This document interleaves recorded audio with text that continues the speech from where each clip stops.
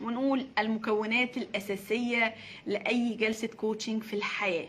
أي جلسة كوتشنج، ويمكن دي تقنية احنا كده انا عاملاها اسمها تقنية البوم.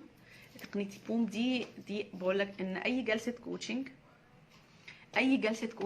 فهي ليها 5 مكونات أساسية. اي جلسة كوتشنج ليها 5 مكونات أساسية. 1 هتكلم عليهم شوية بالتفاصيل اكتر. 1 الوضع الراهن بتاع العميل بتاعك دلوقتي، او انا لو اي حد فيكم عايز يعمل لنفسه جلسة كوتشنج لازم يغطي ال5 حاجات دول. اول حاجة وضعه دلوقتي عامل ازاي، المشكلة اللي هو فيها عاملة ازاي، او الحالة بتاعته عاملة ازاي. زي ما بنقول الوضع الراهن دلوقتي شكله عامل ازاي، وضعه عامل ايه، الوضع دلوقتي او المكان اللي هو واقف فيه، انا فين بالظبط. انا نفسي يعني مثلا نفسي اخس 20 كيلو. طب انا دلوقتي وضعي عامل ازاي، والله انا عندي زيادة 20 كيلو، باكل كتير، ما بتحركش. ده اسمه الوضع الحالي بتاع الشخص. لازم الف ب اعرف الوضع بتاعه. احنا في الكوتشنج بنشتغل على الحاجة اللي الشخص عايزها، مش على المشكلة. يعني احنا مثلا انا مشكلتي ان انا عصبية، فانا بشتغل، هل بشتغل على العصبية؟ لا، انا بشتغل على اللي هو عايزه. هو عايز يوصل لفين؟ الهدوء. ولكن لازم افهم العصبية دلوقتي عاملة ازاي، الوضع الحالي عامل ازاي.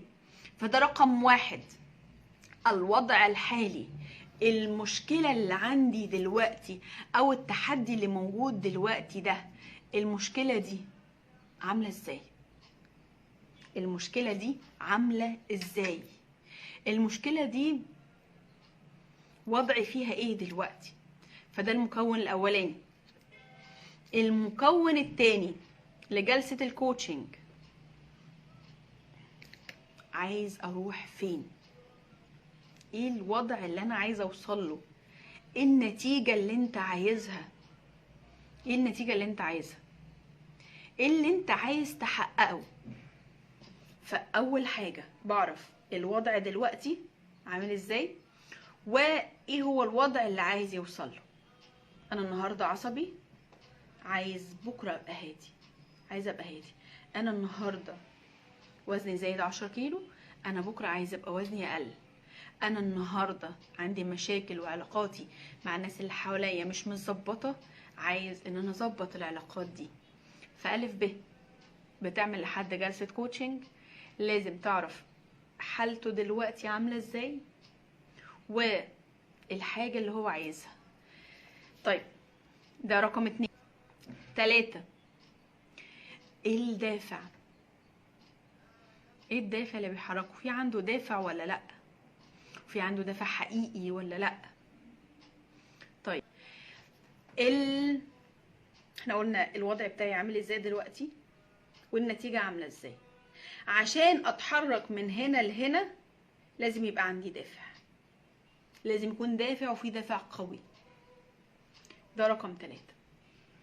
طيب انا هنا واللي انا عايزه هنا، طب هو ايه اللي موقفني؟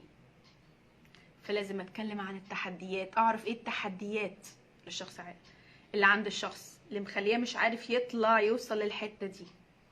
طيب ولو انا بقى عندي دافع وعرفت التحديات اللي موقفاني، طبيعي لازم يكون عندي خطة، بلان دي هتبدأ تعمل ايه؟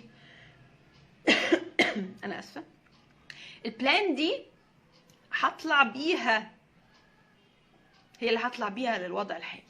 فاذا اي جلسة كوتشنج انت بتعملها لنفسك او لحد تاني، 5 عناصر اساسية لازم ال5 عناصر دول يكونوا موجودين. العنصر الاولاني، انا وضعي دلوقتي ايه حالا. العنصر التاني، ايه الحاجة اللي انا عايزة اوصلها. العنصر التالت، الدافع بتاعي، فيه دافع ولا مفيش دافع. العنصر الرابع اللي موقفني، التحديات. العنصر الخامس الخطة، جزء لا يتجزأ من شغلي. فاذا عايزه اعمل جلسة كوتشنج، ال5 حاجات دول لازم يبقوا موجودين.